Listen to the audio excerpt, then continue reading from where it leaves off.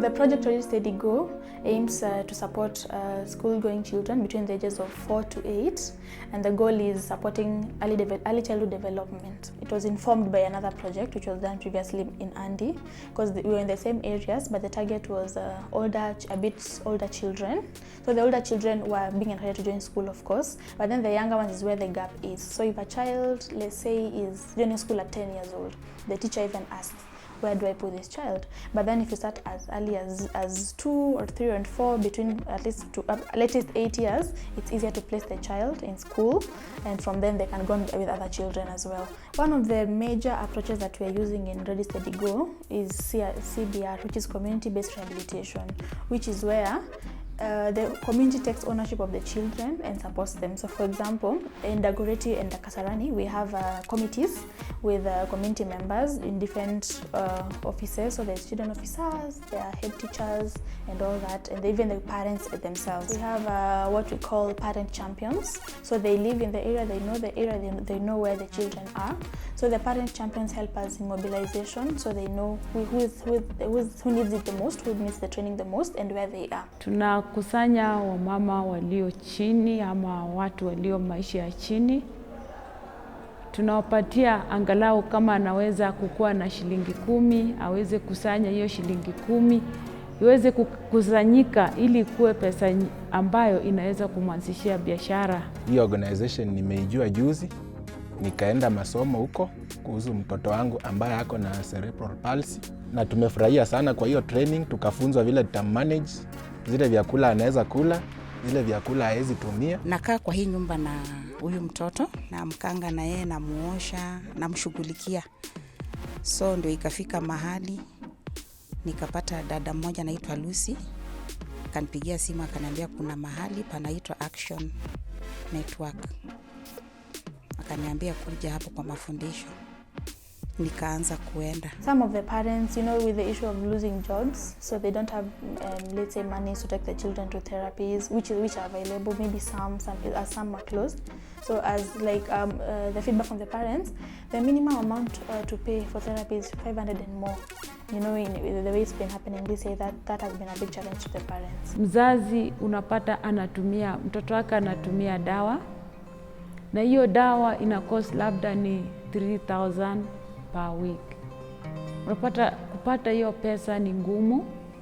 Kupata chakula ampatie hiyo mtoto wake mlemavu ni ngumu. Tangu kazi yangu ikatike, tumekuwa na big challenge ya kupata dawa, sababu mtoto anatumia Rivotril, Eplim na Topamax. Hizo dawa zote 10,000 kila mwezi. Anameza every day, asubuhi na jioni. Na vile hizi dawa tulikuwa tunanunua, pesa ikakatika, ikafika mahali zikapotea. Hata mtu akikusaidia na pesa kidogo ununue dawa hupati. Imekuwa challenge kidogo kwa sababu corona ikianza, mimi ni security guard, nafanya na G4S. Nilikuwa nafanya assigned mahali naitwa Intercontinental Hotel. Intercontinental ilifunga, I think tukaambiwa tutakuwa tunafanya kazi in interval sasa. So unapumzika kwa nyumba. Unapewa, kama saa hii nimepewa 2 months nipumzike, alafu mwingine naye atapewa 2 months na mimi nirudi kazi nifanye. So what tunafanya kwa shift si at least mtu apate kitu, but now the salary hapo sasa huwezi pata vile ilikuwa. Continually we check on progress, of course, because that's the only way you will know you are achieving something or you're not. So the parents, I would say it's been positive feedback from on their side, because even during the trainings, by the end of the training you can tell how they have, what they have learned. They even inform you what's the new thing they have learned and how they will use it at home. Sikuwa najua ya kwamba mtoto naweza mtrain jinsi ya kwenda choo. Mimi nilikuwa naona ni kutumia Pampers throughout, lakini through training na nimefika mahali nikajua haya, huyu naweza mtrain akitaka kwenda choo atafanya hivi, nimfanye hivi.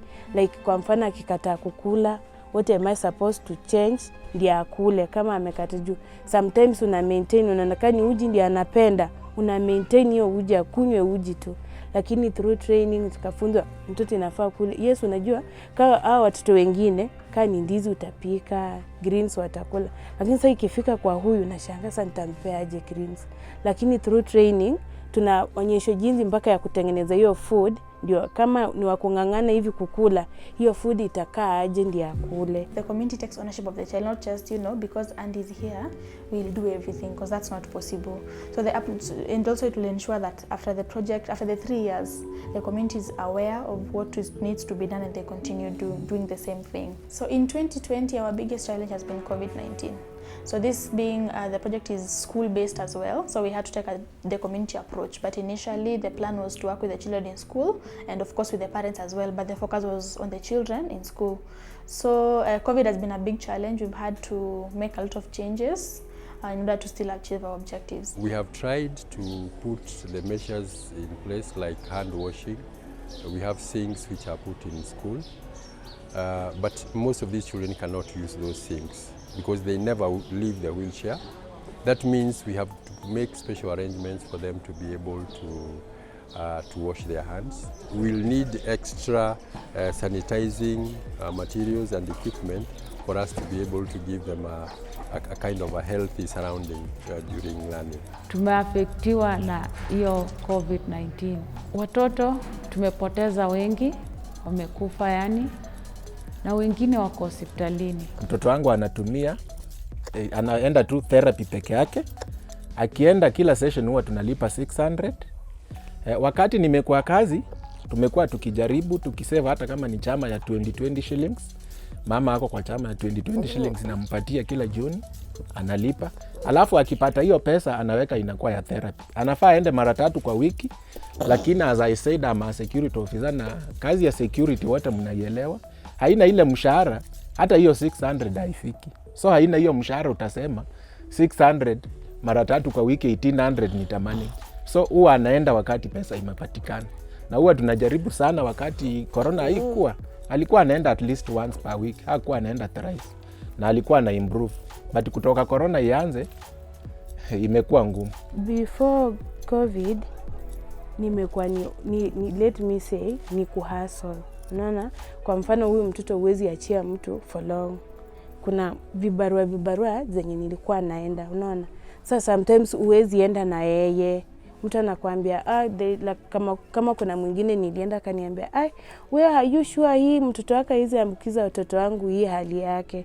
So it was like, nitafanyaje? Hasa wakati COVID iliingia ikawa worse. Mtu anakuambia, nowadays kuna COVID na sioni kama tunaweza endelea. Unajua tena mtu anakuambia vizuri, unajua huyu mtoto wako immune iko chini, labda yeye ako na COVID na hujui na umlete, unaona. Sasa nikarudi chini kabisa. So unapata like hiyo chakula yake unapata ndio ipate venye nafaa ipate ni blend ni ngumu. Since we started the project, there's a few things we've learned here and there, especially in line with COVID. So on our part as well, next time you plan a project, you need to have a wider view of the implementation, because right now if you focus on school, but the schools are closed here, and even more so among children with disabilities, the parents, there's that fear of taking your kids back to school. Are they safe? They touch surfaces, they touch, their assistive devices, so there's that challenge as well. So in view of planning, we've had a wider view, on changing the project, and not changing, but changing the approach so that we still achieve our objectives. So as from next year, as we venture into the school, the schools that we selected in Dagoretti and Kasarani, these are public schools, because the goal again is to ensure that children not just enroll in school, especially special schools, but mainstream schools, and play with other children and grow together. So even to our teachers as well, don't be shy to include the children just like any other child. Let them play together, let them learn together, and that's how they will grow. Tunaomba serikali huu wakati wa COVID-19, watoto wanataka kwenda shule, wanafungua mashule. Na najua watoto wetu vile Andi imeingia, imetuelezea kuwa hawa watoto wanatakana tuwaweke pamoja na hawa watoto hao wengine. Sasa tunataka serikali itembelee hizi mashule, iweze kuwezesha hata huyo mtoto mlemavu, kama ni kunao mkono, atanawa aje mkono, ikiwa hiyo social distance ataipata aje mahali pale? I think it is very important that each school is looked at its own level, the kind of disability it is handling, so that even when the materials for learning like desks are being made, their specifications go hand in hand with the need of the child. Support your children when they're at home, because you know that's the biggest impact of this child. They're in school, yes, but they come back home to you, they live with you. So if you support them from the early stages, if you notice any change as a child grows right from birth, take action, because that's the only way it can inform the other decisions that can to support your child.